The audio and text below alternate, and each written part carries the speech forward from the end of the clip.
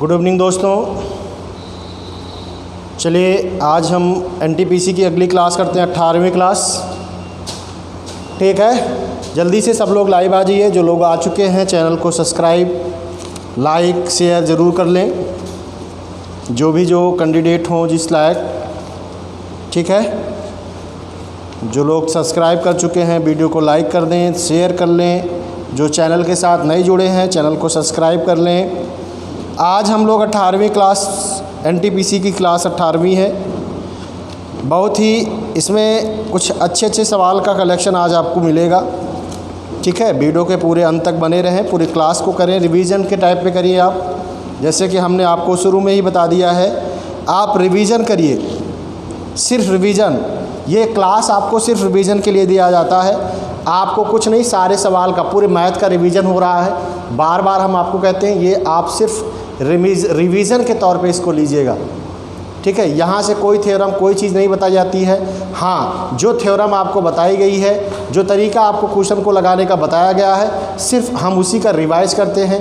कौन से सवाल में आपको यूज करना है, ये सब चीज़ें करना है, और यही आपको टोटल रिवीजन है। बार बार अभ्यास से ही कुछ होगा।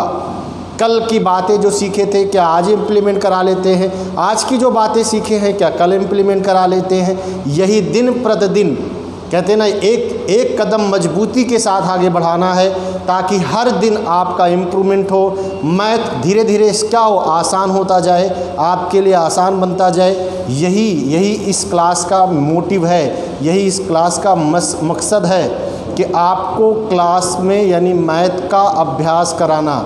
हम आपको प्रतिदिन बताते हैं कि मैथ सिर्फ अभ्यास का है, मैथ सिर्फ अभ्यास का है, मैथ अभ्यास से ही आएगा। कोई भी टीचर ऐसा है, आपको कितनों भी सटीक आपको मेथड बता दे, लेकिन आप उस मेथड का अभ्यास नहीं करते हैं तो मैथ नहीं आ सकती, ये श्योर है।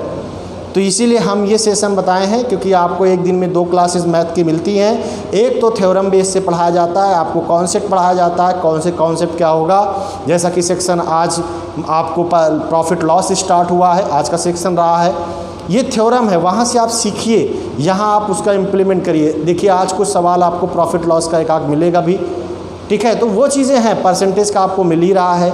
डिजिटल सम हमने आपको बताया है, डिजिटल सम से भी इसमें देखिए सवाल कहीं ना कहीं मिल जाता है। कहने का मतलब है कि जो कॉन्सेप्ट आप सीखे हैं उसका सवाल में कैसे इम्प्लीमेंट होगा, क्या हमें कैसे सवाल में लगाना है, कैसे सवाल का उत्तर क्या जाना है। बहुत से बच्चों के दिमाग में ये चीज़ क्वेश्चन उठता है कि सर कौन सा कॉन्सेप्ट कहाँ लगाना है, डिजिटल सम कहाँ लगाना है, डिजिटल सम कहाँ लगाना है। तो हमने आपको बताया है कि डिजिटल सम का इस्तेमाल कैलकुलेशन को आसान करने के लिए किया जाता है। जहाँ कैलकुलेशन ऑलरेडी पहले से सरल हो वहाँ डिजिटल सम बिल्कुल नहीं लगाना चाहिए। जहाँ आपको कैलकुलेशन डिफिकल्ट दिखे वहाँ आप डिजिटल सम लगाते हैं, और यही इसका डिजिटल सम का मेन कॉन्सेप्ट होता है। तो ये सब चीज़ें हैं। बहुत से आप लोगों को एलसीएम एससीएम मेथड नए तरीके से पढ़ाया गया है, आपको सिंप्लीफिकेशन नए तरीके से पढ़ाया गया है। जो चीज़ें आपको पढ़ाई गई हैं उसको आप देखिए। एलसीएम एससीएम का आपका सवाल बराबर मिल रहा है, आप देख भी रहे हैं।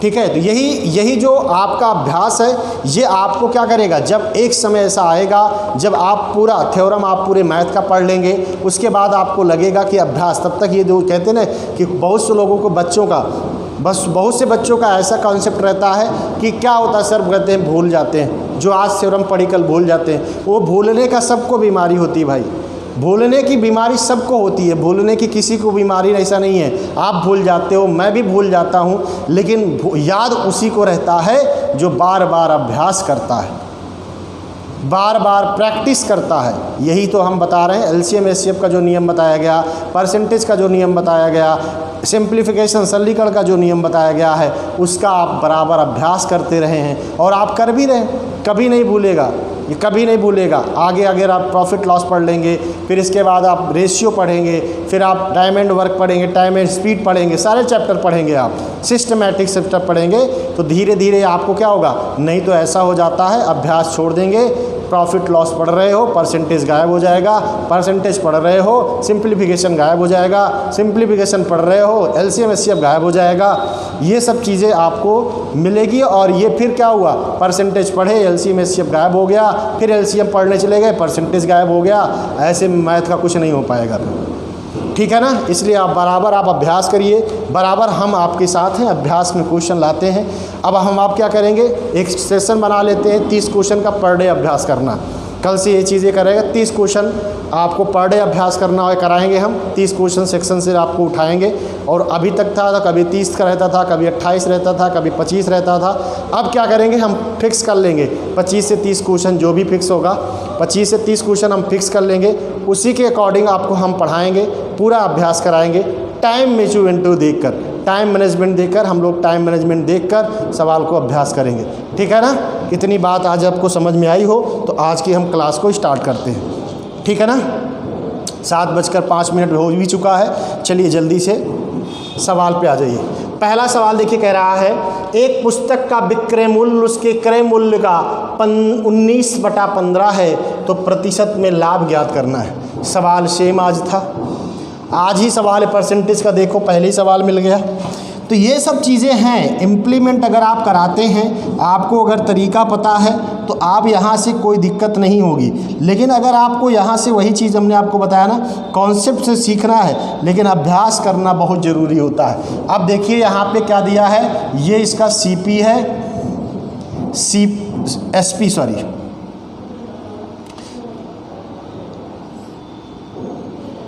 सेलिंग प्राइस, कास्ट प्राइस दोनों दिया गया है। कह रहा है सेलिंग प्राइस जो है वो कास्ट प्राइस का 19/15 है। यानी हम कह सकते हैं कि कास्ट सेलिंग प्राइस अपान कास्ट प्राइस बराबर होगा 19/15 के। अब आप हमको पता है कि प्रॉफिट कहाँ से आएगा, प्रॉफिट कहाँ से आएगा, प्रॉफिट आपको आएगा जब हम सीपी में से एसपी में से सीपी घटा देंगे। तो यानी एसपी कितना है 19 है और सीपी कितना है 15 है। दोनों के बीच का डिफरेंस कितना 4, यही हमारा प्रॉफिट है 15। 4/15, 4/15 गुणे 100। अब फ्रैक्शन अगर आपको याद है तो 100 से गुणा कराने की कोई ज़रूरत नहीं है। 4/15 मतलब 1/15 का फ्रैक्शन वैल्यू कितनी आती है, 1/6.66% होता है। तो 4 गुना कर देंगे, 6 चौक 24, 25 26 ना, 26 दशमलव समथिंग कुछ आएगा। ऑप्शन नंबर सी सही है। ख़त्म सवाल। 100 से गुणा भी कराएंगे। यही सब चीज़ कहते हैं ना, जो बच्चा यहाँ पे आप लोग ओरल लगा सकते हो। आपको पता है 4 टाइम आपको 4 यूनिट आपको प्रॉफिट हुआ कितने पर, 15 यूनिट पे। 4/15, 1/15 का आपको मान पता है 6.66 होता है। तो आपको पता है इसका 4 गुना 24 समथिंग 25 के आसपास। ऑप्शन ही नहीं बनाया, क्या कर रहा है, ऑप्शन सी सही हो जाएगा। करिए भाई, यही सब करना पड़ेगा कैलकुलेशन जब आसान बनाएंगे आप।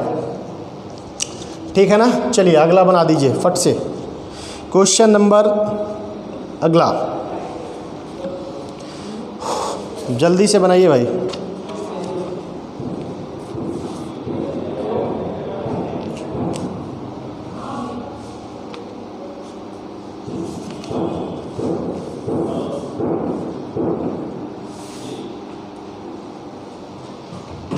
जल्दी से बनाइए।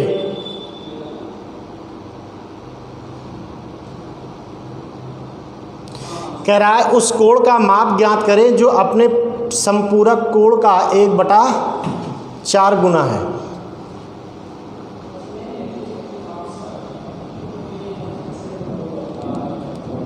जल्दी से बनाइए भाई।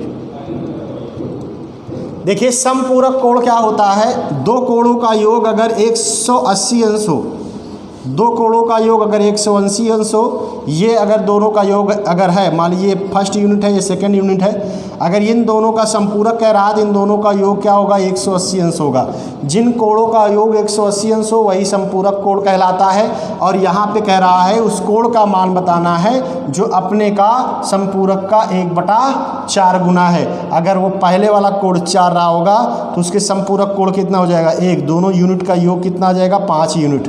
5 बराबर 180 के, तो 1 यूनिट बराबर कितना आ जाएगा 36 के। 1 यूनिट बराबर कितना है 36 के, यानी छोटा कोण क्या होगा 36। ऑप्शन नंबर क्या हो जाएगा 36। बड़ा वाला कोण कितना हो जाएगा 4 गुना 144। 144 का 1/6वां भाग है कौन 36, 1/4। ठीक है ना, बात समझ में आ गई। चलिए समपूरक कोण मतलब होता है दो कोणों का, जिन दो कोणों का योग या जिन कोणों का योग 180 अंश हो वही समपूरक कोण होता है। अगला बना दीजिए फट से। 7 भुजाओं वाले एक बहुभुज की डिग्री में आंतरिक कोणों का योग क्या होगा? क्या बताना? अंतःकोण 7 भुजाओं वाला है तो हमने आपको बताया था किसी भी बहुभुज का अंतःकोणों का योग अगर आपको निकालना है तो योग बराबर क्या हो जाता है? क्या n-2 गुणे 180। किसी भी बहुभुज का अंतःकोण निकालना है तो n-2 गुणे 180, जहाँ n हमारे लिए क्या है? n हमारे लिए 7 है। 7 में से 2 जाएगा 5 बचेगा, 5 गुणे 180 करेंगे तो कितना हो जाएगा? 900 हो जाएगा। 900 डिग्री क्या हो जाएगा? उस बहुभुज के अंतःकोणों का योग हो जाएगा। ऑप्शन नंबर डी सही है। कौन सा सही है? ऑप्शन नंबर डी सही है। कन्फर्म? कोई दिक्कत? चलिए आगे बढ़ जाते हैं। आज स्पीड थोड़ा मेंटेन करेंगे हम लोग। क्वेश्चन 30 क्वेश्चन जल्दी लगाने का प्रयास करेंगे। एवरेज टाइम 2 मिनट बस, कम से कम, ज़्यादा से ज़्यादा 2 मिनट, ज़्यादा नहीं। चलिए देखिए कह रहा है यदि 2 अंकों का गुणनफल उसके अंक योग का 3 गुना है तो एक संख्या 12 है तो दूसरी संख्या क्या होगी? 2 संख्या है जिसके गुणनफल उनके योग का 3 गुना है, गुणनफल उसके योग का 3 गुना है। एक संख्या 12 दिया गया है, दूसरी संख्या पूछ रहा है। ट्राई करिए जल्दी से।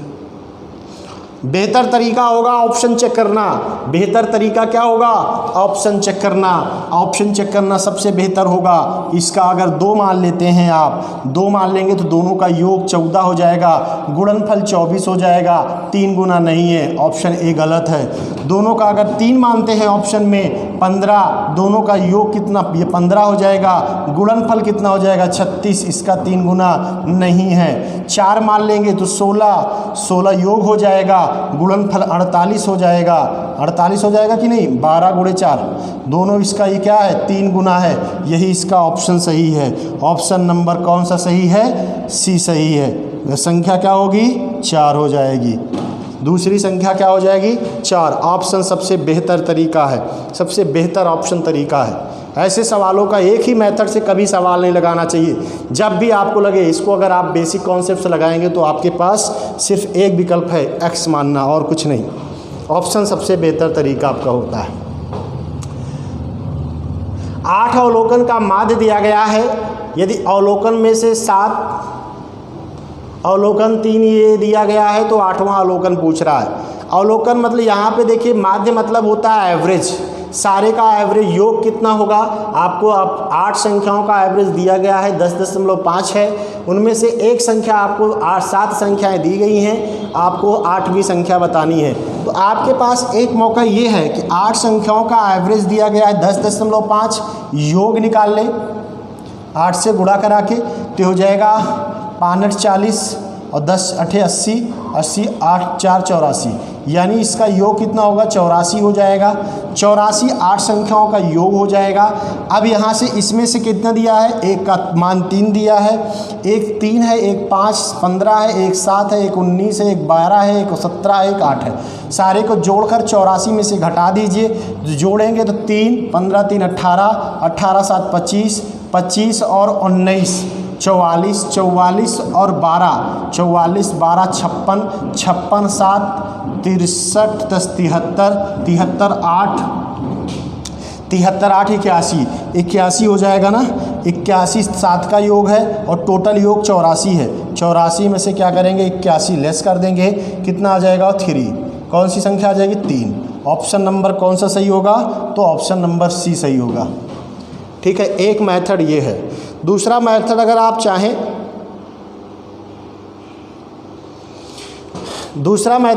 चाहें, तो इसका मध्य मान के लगा लें तो वो थोड़ा लेंदी हो जाएगा भाई वो मेथड, क्योंकि वो पॉइंट में दिया फिर इसका मान पॉइंट में आएगा। अगर पूरे नंबर में दिया होता ना मिडिल मान के कितना कौन कौन ज़्यादा है कितना कौन कम है उससे भी आ जाता। यहाँ पे यही मेथड सही है। अगला बना दीजिए। एक दुकानदार 20 कुर्सियां बेचकर 4 कुर्सियों के विक्रय मूल्य के बराबर लाभ कमाता है, उसका लाभ प्रतिशत क्या हो जाएगा? हमारे लिए यहाँ पे 20 कुर्सियां बेचकर 4 कुर्सियों के विक्रय मूल्य के बराबर लाभ कमाता है। इसका मतलब अगर हम मान लें कि एक कुर्सी का मूल्य 1 रुपया है तो 20 कुर्सी का मूल्य 20 रुपया हो जाएगा और 4 कुर्सी का मतलब 4 रुपये हो जाएगा। इसका मतलब 20 रुपये में 4 रुपये उसका प्रॉफिट हो रहा है। इसका मतलब उसके लिए कास्ट प्राइस कितनी बन जाएगी? कास्ट प्राइस कितनी बन जाएगी? कास्ट प्राइस कितनी बन जाएगी? 16। प्रॉफिट हमेशा कास्ट प्राइस पे होगा। प्रॉफिट कितने का होगा? 4 का। 1/4। 1/4 का मतलब फ्रैक्शन में 1/4 परसेंटेज में कितना होता है? 25%। ऑप्शन नंबर कौन सा सही है? बी ऑप्शन सही है। कौन सा सही है? B option. अगला बना दीजिए। 4 अंकों की वह सबसे छोटी संख्या क्या होगी ज्ञात करें जो एक पूर्ण वर्ग है। जो एक पूर्ण वर्ग है। देखिए ऑप्शन अगर आप देखना चाहें, ऑप्शन सबसे बेहतर तरीका है वर्ग निकालने का। जिस संख्या का इकाई 00, ये भी 1024 ऑप्शन में दिया गया है ना। 1024 किसका? 32 का वर्ग है। 1024 किसका वर्ग है? 32 का वर्ग है। आप चेक कर ले होते ज़्यादा से ज़्यादा सर। 33 का वर्ग आप लोग निकालना, वर्ग निकालना हमने आपको एक क्लास में सिखाया है, ठीक है ना। अगला बना दीजिए, कुछ करना नहीं था इस सवाल में।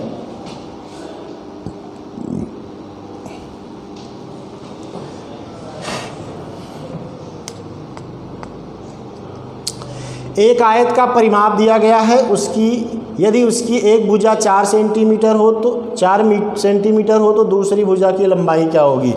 अब यहाँ पे कुछ करना ही नहीं था भाई, क्योंकि आपको ये पता है कि लंबाई दो चौड़ाई आती है ना उसके परिमाप में। तो इसका मतलब लंबाई और चौड़ाई का योग कितना हो जाएगा? तो 14 हो जाएगा। शॉर्ट में कह रहे हैं ना, 2 लंबाई 2 धन चौड़ाई, इसका मतलब आधा कर देंगे। लंबाई चौड़ाई में रिलेशन चौड़ाई दिया गया है 4, तो लंबाई हो जाएगी 10। कितनी हो जाएगी? 10। अगर एल बी दिया है 4 तो एल कितनी हो जाएगी? 10। ऑप्शन नंबर कौन सा सही है? सी ऑप्शन सही है। कौन सा ऑप्शन सही है? सी ऑप्शन सही है। ख़त्म सवाल।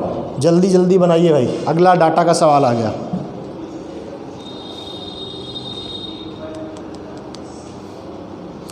जल्दी से बनाइए फटाफट। कौन सी कंपनी 1985 और 1988 से अपने विक्रय में एक क्रमिक वृद्धि दर्शाई है?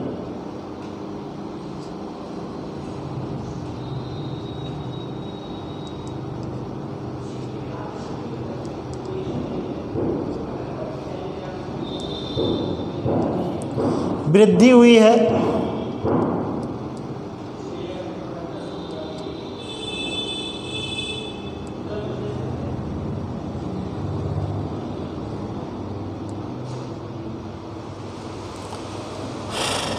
देखिए टो में तो कम वृद्धि हुई है, लेकिन वहाँ जाके 1986 में घट गया। को में भी वृद्धि हुई है, लेकिन जाके 87 में घट गया, ठीक है ना।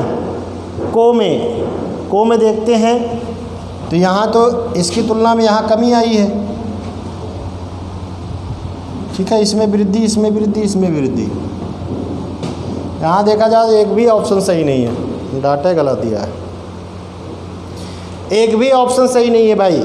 सब में के इसमें बढ़ा है, बाद में घट गया। इसमें भी बढ़ा है, लेकिन यहाँ से घट गया, बाकी तो बढ़ा है। इसमें देखिए 300 था, 240 हुआ, फिर 150 घट गया। वृद्धि बढ़ना, लगातार वृद्धि होनी चाहिए। तो यहाँ पे तो कोई ऑप्शन नहीं सही हो रहा है। अगर अब आप चाहें तो ऑप्शन में नियरेस्ट लगाना चाहें तो को लगा सकते हैं। किसको लगा सकते हैं? को। समझ गए ना? को लगा सकते हैं, और कोई ऑप्शन नहीं सही होगा इसमें। डाटा के हिसाब से कोई ऑप्शन नहीं सही है। चलिए अगला। पिछले 3 वर्षों में को और हो को की कुल बिक्री में अंतर कितना है? लास्ट के 3 वर्ष 88, 87, 86।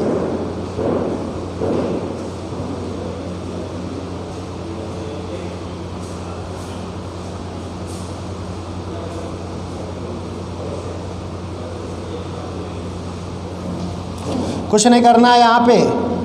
को का और एच ओ का ना, इसका और इसका लास्ट का 3 ईयर, यही तो है। इसमें डिफरेंस पूछ रहा है। तो इसमें देखो ऐसे घटाएंगे नहीं, दोनों में बराबर डाटा दिया है। इसमें इससे ज़्यादा है और इसमें इससे कम है। इसमें कितना ज़्यादा है 5 45, इसमें कम कितना हो गया 50। इसका मतलब डिफरेंस कितना है 5 का, ठीक है ना, 5 मिलियन। ऑप्शन नंबर कौन सही होगा, सी ऑप्शन। डाटा मिलियन में दिया गया ना। तो चलिए आगे, अगला बनाइए जल्दी से।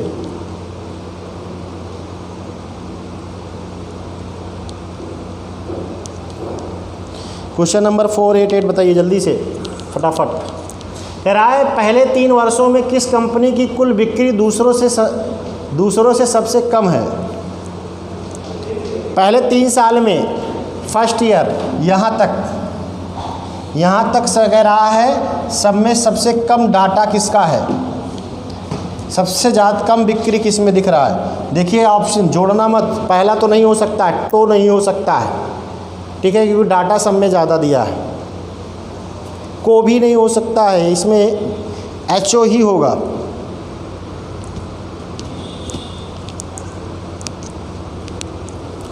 एच ओ ही दिख रहा है ना, इसी का डाटा सबसे कम दिख रहा है, ये देख रहे हैं। बाकी सब में देखो डाटा 300 200 ज़्यादा ही दे रहा है। ऑप्शन नंबर कौन सही होगा, लगाएंगे नहीं भाई, लगाना जोड़ जोड़ के घटाना बहुत टाइम लगेगा। चलिए आगे, कह रहा है 48 के सभी धनात्मक गुणनखंडों की माध्यिका क्या होगी। बढ़िया सवाल है, बहुत बेहतरीन सवाल है ये, आपको नया डाटा के साथ मिला, देख रहे हो। बाकी माध्यिका आप बहुत निकाले हो, 10 20 40 50 10 20 70 80 90 100 का आपको निकालना है माध्यिका, बिल्कुल निकाल देंगे आप ऑर्डर में लिख के।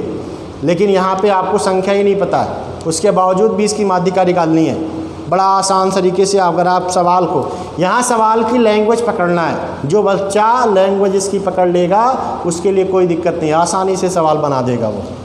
यहाँ पे देखिए 48 के कह रहा है सभी गुणनखंडों के, तो 48 के सभी धनात्मक गुणनखंड, तो पहला 1 होगा, दूसरा क्या होगा 2, 3 से भी कटेगा, 4 से भी कटेगा, 5 से नहीं कटेगा, 6 से कटेगा, 7 से नहीं कटेगा, 8 से कटेगा, 9 से भी नहीं कटेगा, 10 भी नहीं कटेगा, 11 से भी नहीं कटेगा, 12 से कटेगा, फिर 24 से कटेगा, फिर 48 से कटेगा। यही तो होगा, इतना ही डाटा है ना, और कोई छूटा तो नहीं है।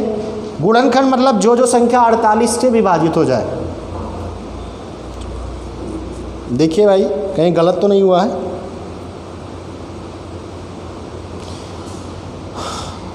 अच्छा एक चीज़ डाटा मैंने नहीं लिखा है, 16, वही तो हम आप लोगों को कह रहे हैं, तभी तो मिस्टेक ही हो रहा था।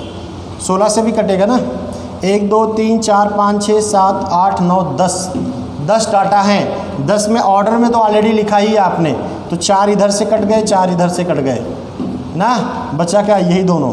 इन दोनों की माध्यिका कितनी हो जाएगी, दोनों को जोड़कर 2 से भाग दे देंगे, 7। कितना आएगा 7। ऑप्शन नंबर डी सही है। ऑप्शन कौन सा नहीं है, डी। बढ़िया सवाल है ये, बहुत बेहतरीन सवाल है ये। चलिए आगे, सिंप्लीफाई करना है, बड़ी आसानी से आप लगा देंगे। सबको तोड़ लीजिए उसके वर्ग में, बस आसानी से लग जाएगा।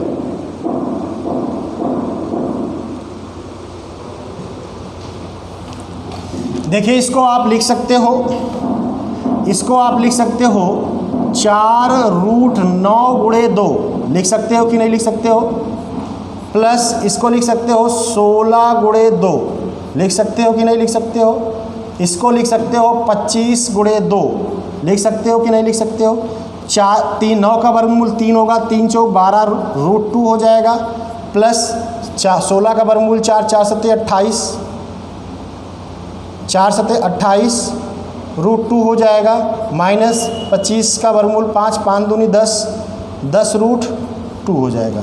ये इसके साथ जुड़ेगा तो क्या हो जाएगा 40√2, रूट से साथ जुड़ भी सकता है और घट भी सकता है, माइनस 10√2 बराबर 30√2, कितना हो जाएगा 30√2। ऑप्शन नंबर कौन सा, ये फर्स्ट।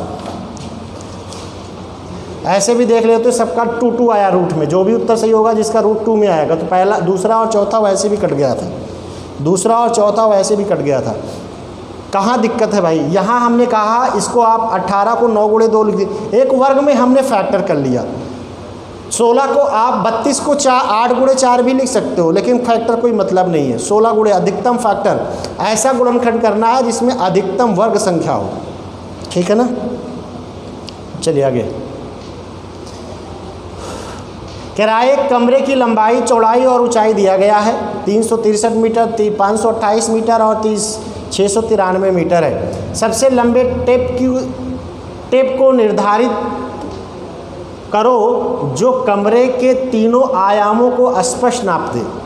मतलब कहने का मतलब है ऐसा आपका स्टेप आपको बनाना है, ऐसे कदम बनाना है, कदम स्टेप यही हुआ कि जब आप लंबाई से जाएं, चौड़ाई से जाएं या फिर ऊंचाई से जाएं तो आपको पूरी संख्या में नापना है।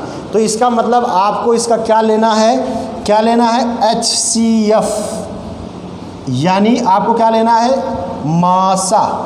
क्या लेना है, मासा। HCF लेना है।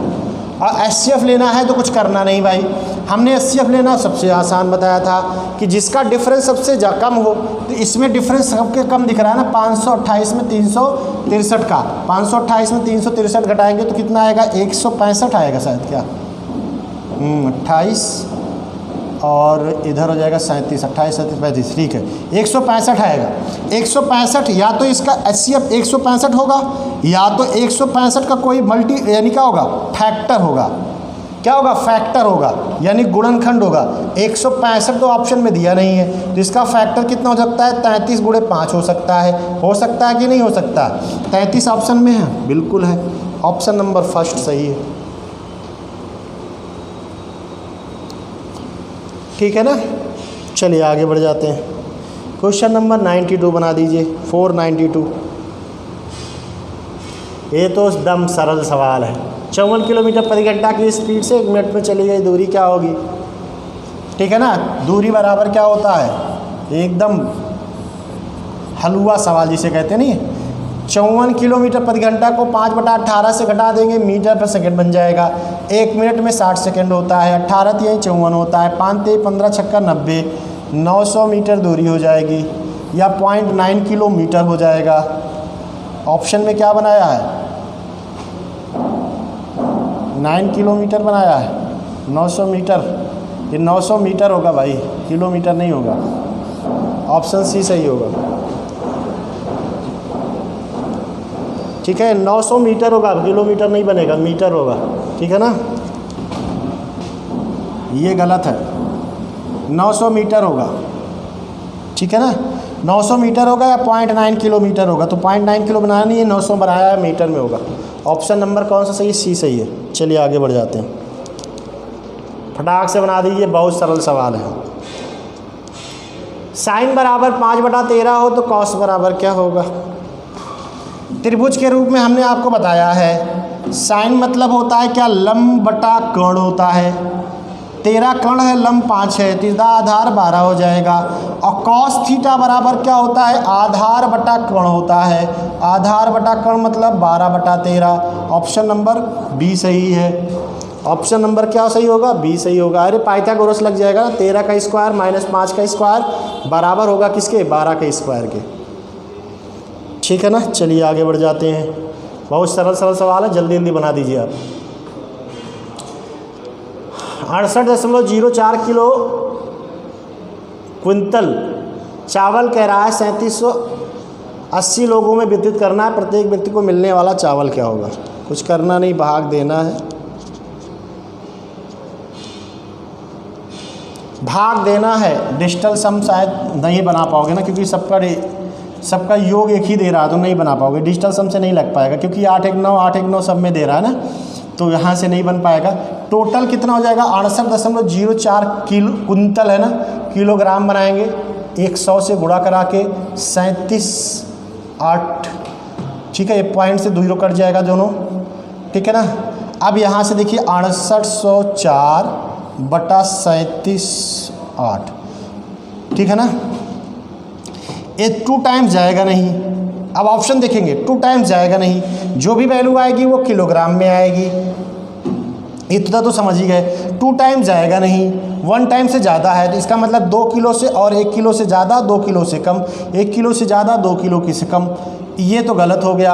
18 ये भी गलत है, देख रहे हैं ना, 180 किलो दिया है, 18 किलो दिया, हो नहीं सकता है। इन्हीं दोनों ऑप्शन में है, ये 1 किलो से थोड़ा ज़्यादा है और ये 1 किलो से ज़्यादा है। अब ये देखिए लगभग इसका अप्रॉक्स वैल्यू देखिए यहाँ पे ये है कि इसकी जो 2 गुने से कम ही है, क्योंकि 2 गुना करेंगे तो हो जाएगा 34, 75, 35 दूना 70, 7360 लगभग के आसपास ना, 7360 के आसपास, और 68 है, तो इसका मतलब 2 किलो से थोड़ा ही कम होगा। ऑप्शन कौन सही होगा? B option.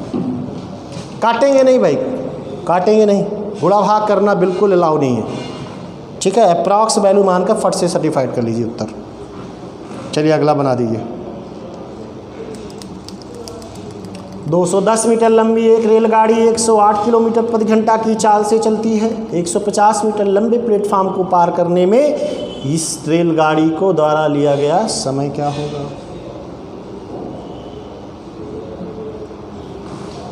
आसान सवाल है, बट टाक से बना दीजिए भाई।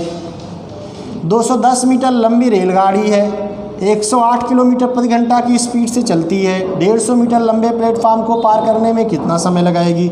समय बराबर होता है टोटल दूरी बटा चाल, दूरी बटा चाल, ये तो होता है। टोटल डिस्टेंस कितना हो जाएगी? 210 मीटर लंबी रेलगाड़ी है और 150 मीटर प्लेटफार्म है, 360 हो जाएगी टोटल दूरी, मीटर में आएगी दूरी। जिसको दोनों जोड़ ले लेंगे ना, अरे भाई ये हो गया रेलगाड़ी और ये हो गया प्लेटफार्म, ठीक है। तो जब ये रेलगाड़ी इस प्लेटफार्म को पार करेगी तो यहाँ तक तो अपनी लंबाई है, रेलगाड़ी जिसकी लंबाई 210 है और ये प्लेटफार्म है जिसकी लंबाई कितना है? 150 है। तो जब इसको पार करेगी तो टोटल यहाँ से यहाँ तक की दूरी काउंट होगी ना, तो 360 हो जाएगी। और स्पीड दिया है 108 किलोमीटर प्रति घंटा, 5/18 से गुणा कराना पड़ेगा मीटर पर सेकंड बनाने के लिए। 18 6 बार जाएगा, 18 छक्का 108, 5 छक 30, 360/30, 30 से डिवाइड करेंगे 12 सेकंड आएगा। कितना आएगा? 12 सेकंड। ऑप्शन नंबर कौन सा सही है? डी ऑप्शन सही है। ऑप्शन कौन सा सही है? डी ऑप्शन सही है। ठीक, क्लियर। आगे बढ़ जाते हैं। क्वेश्चन नंबर 496 बना दीजिए।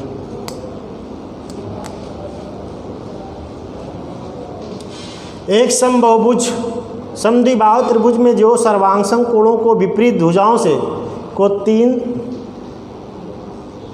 3x+3 और 2x+5 के रूप में दिखाया गया, तो x का मान बताना है। देखिए, सोचिए, समझिए।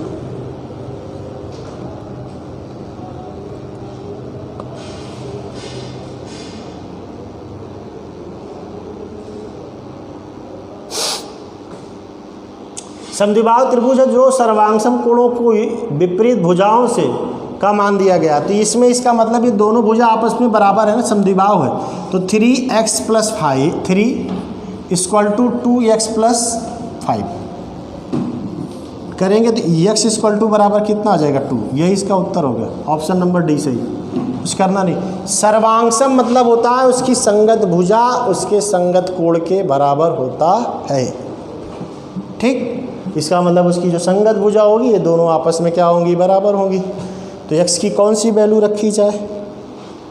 2 रखी जाए। जल्दी से अगला बनाइए। दो संख्याओं का रेशियो दिया गया, तो दोनों में संख्याओं में 12 घटा दिया जाए, संख्या का रेशियो इतना हो जाता है, संख्या क्या होगी? आप एज के माध्यम से सवाल को लगा सकते हैं, जैसे एज को लगाते हैं वैसे माध्यम से आप लगा सकते हैं सवाल को। दो संख्याओं का रेशियो दिया गया 2:3 है, प्रत्येक संख्या में कह रहा है 12 लेस किया गया है, तो रेशियो 5:8 हो गया। डिफरेंस देखेंगे, इसमें डिफरेंस 3 का है, इसमें डिफरेंस 1 का है, इसमें 3 से गुणा करा देते हैं, तो ये क्या बन जाएगा? ये क्या बन जाएगा? 3 से गुणा कराएंगे तो ये 6 और 9 बन जाएगा। कितना हो जाएगा? 6 और 9 हो जाएगा। हो जाएगा कि नहीं हो जाएगा? अब देखिए डिफरेंस इसमें भी 3 का हो गया, इसमें भी 3 का, तो इसको इसमें से घटाएं चाहे इसको इसमें से घटाएं। कितना यूनिट घटा रहे हैं? 1 यूनिट। 1 यूनिट की वैल्यू कितना दिया गया? 12। 1 यूनिट की वैल्यू 12 आ गई, तो टोटल यानी 12 छंग 72, 12 9 108, 72 और 108। ऑप्शन नंबर सी सही है। संख्या क्या थी? 72 और 108 थी, ठीक है ना। चलिए आगे बढ़ जाते हैं।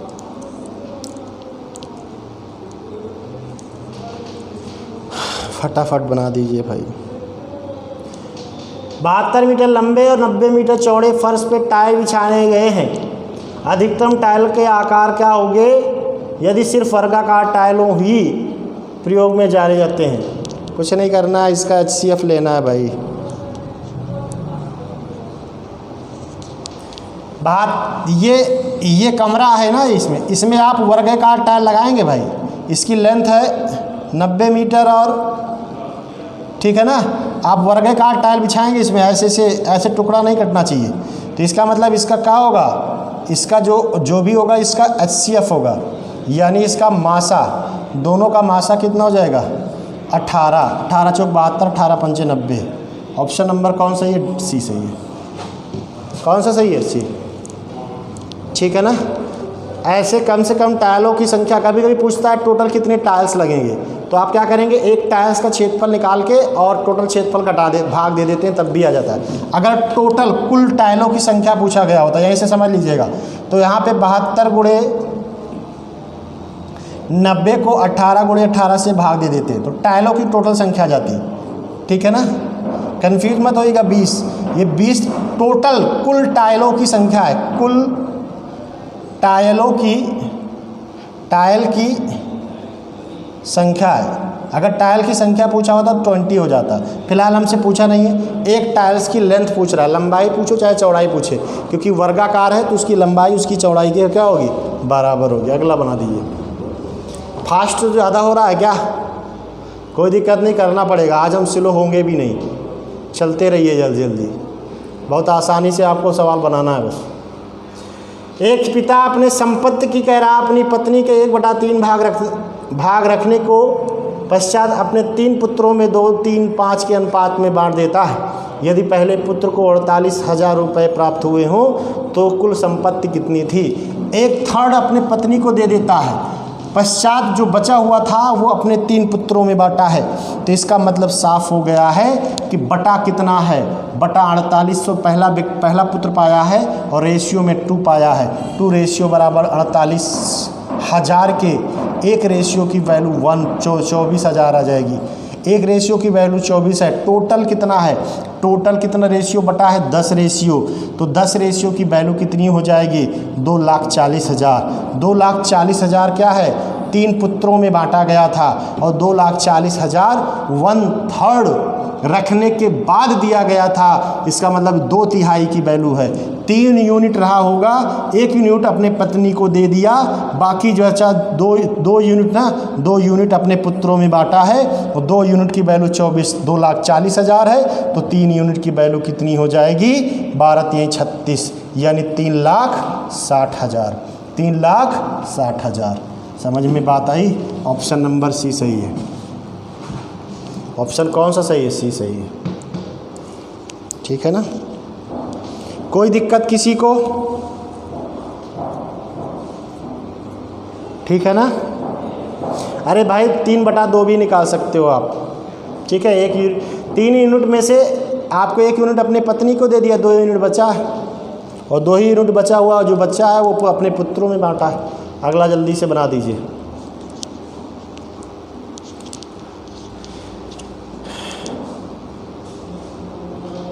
इसको आप लगा लेंगे, इसको डाटा परसेंटेज मान के लगाएंगे, बहुत डिफिकल्ट हो जाएगा। एक आसान तरीका हम आपको इस सवाल के लिए बताते हैं, ये सवाल बहुत आसान हो जाएगा इस सवाल आपको लगाने के लिए। कह रहा है एक चुनाव में 1/6 वोट जो हैं वो अनवैलिड हैं। 1/6 भाग वोट क्या है, अनवैलिड है, अवैध हैं। तो जाहिर सी बात कह रहा है उसमें से जो वैलिड था उसका 8/15 मत 1 पाया है। तो यानी इसका मतलब ऐसा आप डिजिट मानिए जिसका मल्टीपल 15 का गुणज बने ना। ठीक है ना, तो इसको आप यहाँ पे क्या करिए, ये 15 है, कितना है इसका मल्टीपल बनाने के लिए, या इसको रेशियो बना लेते पहले। अगर 5 बात समझिए यहाँ से, टोटल 6 रहा होगा, 6 में से 1 वोट अवैध हो गया तो वैलिड कितना रहा होगा, 5 रहा होगा। ये टोटल मत है और ये वैलिड मत है। ठीक है ना, वैलिड मत, ठीक है ना, या वैध मत। ठीक, 5-6 यूनिट थे जिसमें से 5-6 यूनिट थे जिसमें से 5 यूनिट वैलिड होगा, क्योंकि 1 यूनिट अनवैलिड हो गया है ना, तो 5 अवैलिड। इसी में से कह रहा है एक कैंडिडेट 15/18 पाया है 8/15 भाग पाया है, तो इसका मतलब टोटल यहाँ 15 आ रहा है, यहाँ 5 है, तो इसी के सापेक्ष में इसकी वैल्यू रेशियो चेंज कर लेंगे। तो इसमें 3 से गुणा करा दें, 15 हो जाएगा और ये 18 हो जाएगा। समझ रहे हैं क्यों बढ़ा रहे हैं? क्योंकि हम दोनों वो यूनिट बना ले रहे हैं समान, ताकि हो जाएगा। अब देखिए 18 यूनिट थी, 1/6 यूनिट मतलब अवैध हो गया 3 यूनिट, 3 में बचा कितना 15। अब 15 यूनिट में से वैलिड था इसका 8/15 भाग, 8/15 भाग का मतलब 8 ही तो होगा, 8/15 का मान 8 ही तो होगा। 8 एक कैंडिडेट पाया, फर्स्ट कैंडिडेट, तो सेकंड कैंडिडेट कितना पाएगा 7 यूनिट, बचा ही 7 ही तो है, क्योंकि टोटल 15 है। बस 7 यूनिट की वैल्यू दिया है। दूसरा कैंडिडेट कितना पाया 49,000, यहाँ रेशियो यूनिट में कितना पाया 7 रेशियो की वैल्यू कितना हो गई 49,100। एक यूनिट की वैल्यू कितनी हो जाएगी 700 एक यूनिट की वैल्यू है। टोटल यूनिट कितनी है 700 गुणे 18 कर देंगे, 18 टोटल मत है ना, 18 8 126, 18 7 126 ना, ठीक 126, ऑप्शन नंबर सी सही है।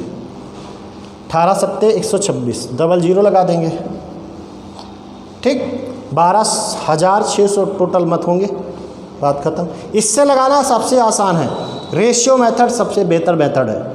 आपको बता रहे हैं, आप परसेंटेज पढ़ के ही आए हैं, LCM SCF भी ज़्यादातर सवाल है वो उस क्या कहते हैं प्रॉफिट लॉस का ज़्यादातर सवाल आपको ये बताया जाएगा। चलिए अगला बनाइए, 501 बनाइए।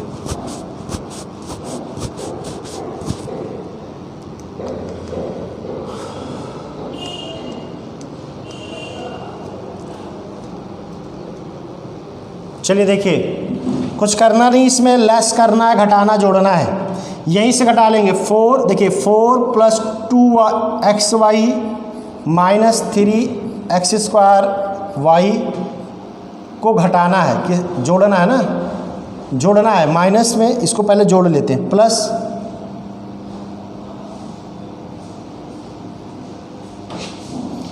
में -5xy + 2x² - 2xy², ठीक है। इसको पहले ऐड कर लेते हैं, बाद में घटाना भी है। तो यहाँ से 4 ही बचेगा, 2xy में से 5xy घटेगा तो -3xy आ जाएगा, -3xy आ जाएगा।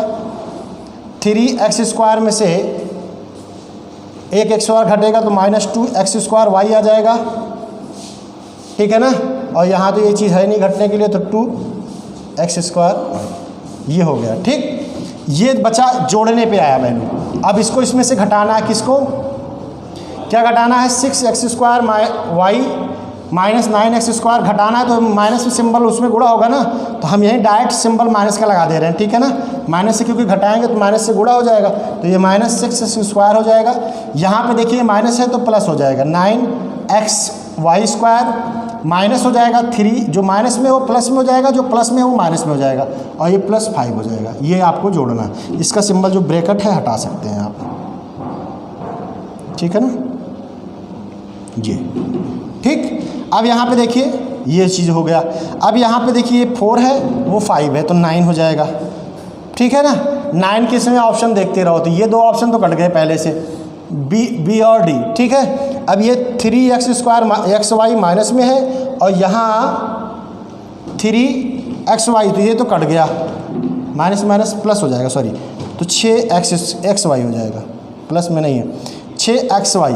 6xy किस में दिया गया है, वो भी माइनस में। 6xy पहले ऑप्शन में दिया ही नहीं, ऑप्शन नंबर कौन सा है, सी। मतलब क्या करना, कोई दिक्कत नहीं, लगाना ही नहीं पूरा, ठीक है, लगाना ही नहीं, बस ऑप्शन नंबर सी सही है, ठीक।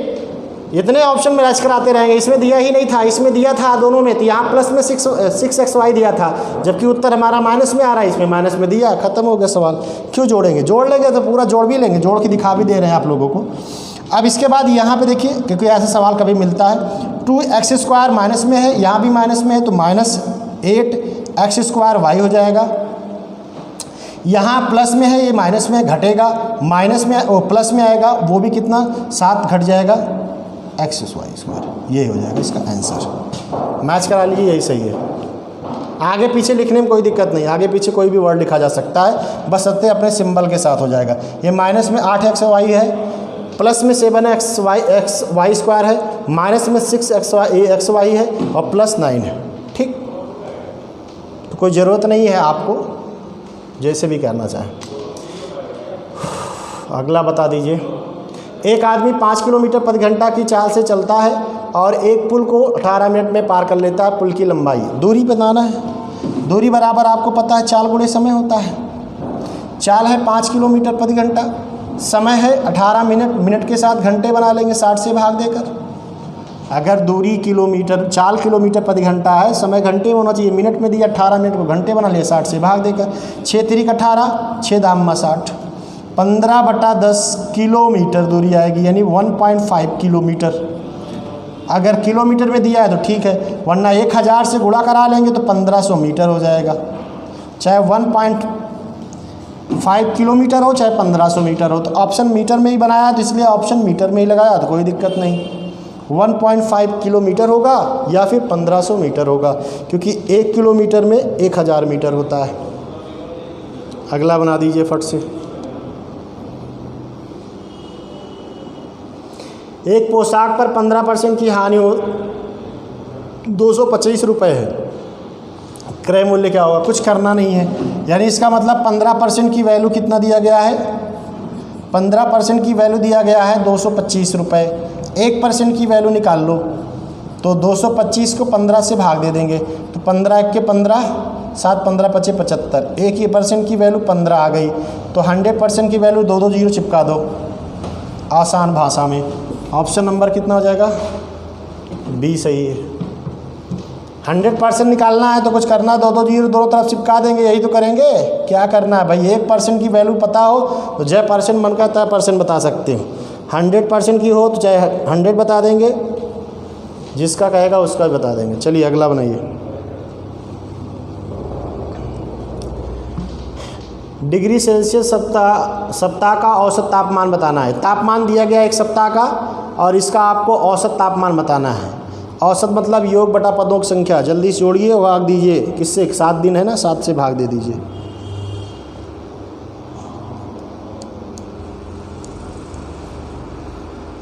मिडिल मान के ऑप्शन लगा लो, ज़्यादा बेहतर होगा। जोड़ना भाग देने से अच्छा क्या है? ठीक है ना। एवरेज मान लो किसी दिन का, ठीक है ना। मान लो हम 30 मान लेते हैं। देखो मानना ये सब चीज़ बहुत ज़रूरी है, कंपैरिजन करना। मान लीजिए हर दिन का टेम्परेचर हमने 30 मान लिया, ठीक है। हमने माना कि उस टोटल एवरेज कितना था? एवरेज जो था वो 30 डिग्री था, ठीक। अब इसमें देखिए 2 डिग्री कम हो गया, इसमें 2 डिग्री ज़्यादा हो गया, तो हिसाब किताब बराबर हो गया। इसमें 5 डिग्री ज़्यादा हो गया, माइनस में 5 प्लस 5 रहा, ये तो कोई दिक्कत नहीं। इसमें 0 है, इसमें +1 हो गया, इसमें -1 हो गया, इसमें भी -1 हो गया, तो -+1 कट गया, बचा क्या? 4 डिग्री प्लस में रहेगा।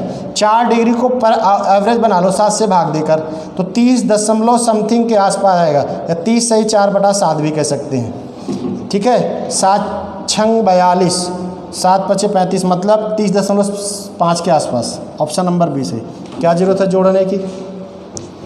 अरे भाई हमने एवरेज 30 माना, तो इसका एवरेज 2 घटा, इसका एवरेज 2 कम था, इसमें +2 था, इसमें +5 था, इसमें 0 था, इसमें +1 था, इसमें -1 था, इसमें -1 था, तो ये -+1 कट गया, जब 2 से 2 कैंसिल हो गया, यहाँ +5 यहाँ -1, तो ओवरऑल 4 ज़्यादा था, 4 को एवरेज बना लिया। ये जल्दी सब आसान कैलकुलेशन होता है भाई मेरे, जल्दी लगा लोगे, सीखिए इसको, नहीं तो कैलकुलेशन आपको करते ही रह जाएंगे। बहुत कैलकुलेशन हो जाएगी। कैलकुलेशन का तो कोई ठिकाना ही नहीं, कितना कैलकुलेशन कर सकता है एग्जामिनर। जल्दी से बनाइए ये सवाल, बहुत आसान सवाल है, जल्दी से बना दीजिए इसको।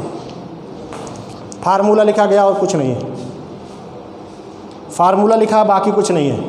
सेक स्क्वायर थीटा ए गुणे कॉस स्क्वायर ए का मान बताना है। कुछ नहीं करना, ये इसका उल्टा होता है। किसका उल्टा होता है? इसको लिख सकते हो 1/sin² ए लिख सकते हो, और इंटू कॉस स्क्वायर ए, इसको आप ओवरऑल लिख सकते हो cos square A upon sine square A लिख सकते हो ना, equal to cot square A. बात ख़त्म। ऑप्शन नंबर बी सही है। Sine upon cos, sine upon cos बराबर होता है tan के। क्या होता है? tan के। तो इसका रिवर्स क्या होता है? कॉट ही तो होता है, और इसका भी रिवर्स उल्टा क्या हो जाएगा? कॉस अपान साइन हो जाएगा। ठीक है ना? चलिए आगे बढ़ जाते हैं। ये सवाल दिया गया है, अब चलिए लगाइए। 506, एक व्यक्ति ने 3 वर्ष के लिए 8% वार्षिक ब्याज चक्रवृद्धि ब्याज की दर से एक बैंक से 85,000 रुपये उधार लेता है, तो वह कुल कितने रुपए का भुगतान करेगा? मतलब कितना पैसा वापस करना पड़ेगा बैंक में। चक्रवृद्धि ब्याज से दिया है, डिजिटल सम से लगाओ, सबसे आसान तरीका होगा डिजिटल सम। ठीक है ना? इसका हम मान लेते हैं मूलधन P था। ठीक है, मूलधन P था 1.08 हो जाएगा ना, की पावर 3 बराबर मूलधन दिया है, सॉरी मूलधन दिया है, इसमें मूलधन दिया है, मिश्रधन पूछ रहा है ना, मिश्रधन पूछ रहा है ना, तो मिश्रधन पूछ रहा तो डायरेक्ट लगा सकते हैं। मूलधन दिया 85,000 गुणे 1.08 हो जाएगा ना, ये की पावर 3। ये किसके बराबर होगा वही आपको बताना है। आपको पता है डिजिटल सम मतलब दाएं और बाएं और दोनों का डिजिटल सम आपस में समान होना चाहिए, तो यही आपको देखना है। तो ये हो जाएगा 8 1 9 9 हो जाएगा ना, 9 का पावर चाहे जितना करेंगे उसका डिजिटल सम 9 ही आएगा, और ये हो जाएगा 8 5 13, यानी टोटल डिजिटल सम 9 आना चाहिए, क्योंकि 9 को किसी भी मल्टीपल संख्या से गुणा कराएंगे उसका डिजिटल सम 9 ही आएगा। तो यहाँ से कुछ करना ही नहीं था भाई, आप किसी से भी गुणा कराएं, देख लीजिए 4 आएगा, इसका 4 में 9 से गुणा कराएं 36, 36 में फिर डिजिटल सम 9 आएगा। जिसका डिजिटल सम 9 आएगा वही उत्तर होगा, जिसका डिजिटल सम 9 आएगा। अब देख लेते हैं 9 7, 9 से कैंसिल हो गया, 7 2 9 कैंसिल हो गया, 8 1 9 कैंसिल हो गया, इसका डिजिटल सम 5 आ रहा है, ये नहीं होगा, गलत है। अब देखते हैं 7 2 9 5 5 10 17 1 18, इसका डिजिटल सम 9 आ रहा, हो सकता है, हो सकता है। अब 9 हो गया, 5 4 9 हो गया, 6 3 9 हो गया, इसका डिजिटल सम 3 आ रहा, नहीं होगा। इसमें देखेंगे 8 1 9 हो गया, ठीक है, 2 8 2 8 1 9, ये भी नहीं होगा। 5, इसमें भी डिजिटल सम 5 आ रहा है, ये भी नहीं होगा। ऑप्शन कौन सही है? B option. ऑप्शन कौन सही है? B option. डिजिटल सम जिसका 9 आएगा वही उत्तर सही होगा। इसका डिजिटल सम 9 आ रहा है, बाकी सब में 5 3 5 आ रहा है। ठीक, नहीं तो क्या करेंगे, बेसिक कॉन्सेप्ट लगाएंगे, गुणा कर लो, यही उत्तर आ जाएगा। अगला बना दीजिए क्वेश्चन नंबर 507।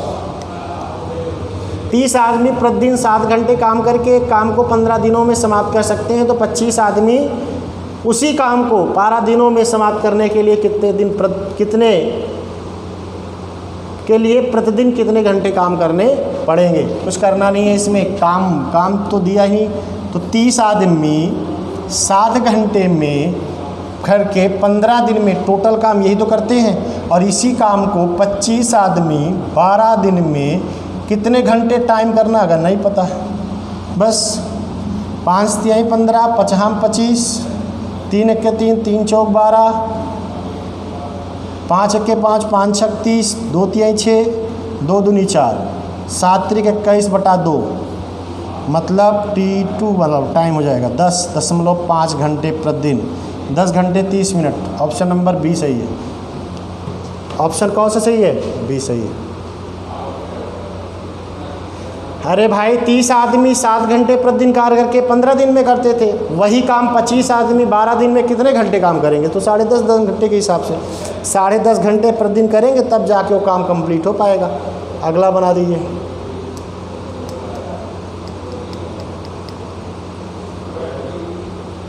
दो साल का चक्रवृद्धि ब्याज साधारण ब्याज का डिफरेंस दे रहा है ना, मूलधन पूछा है हमने। 2 साल का एक फार्मूला भी बताया था, 2 वर्ष के लिए डायरेक्ट लगा सकते हो उसी से। 2 वर्ष के लिए डिफरेंस बराबर अंतर बराबर मूलधन गुणे दर स्क्वायर बटा 100 × 100, सीधा मूलधन आ जाएगा। और डिफरेंस कितना दिया गया है? 225 रुपये।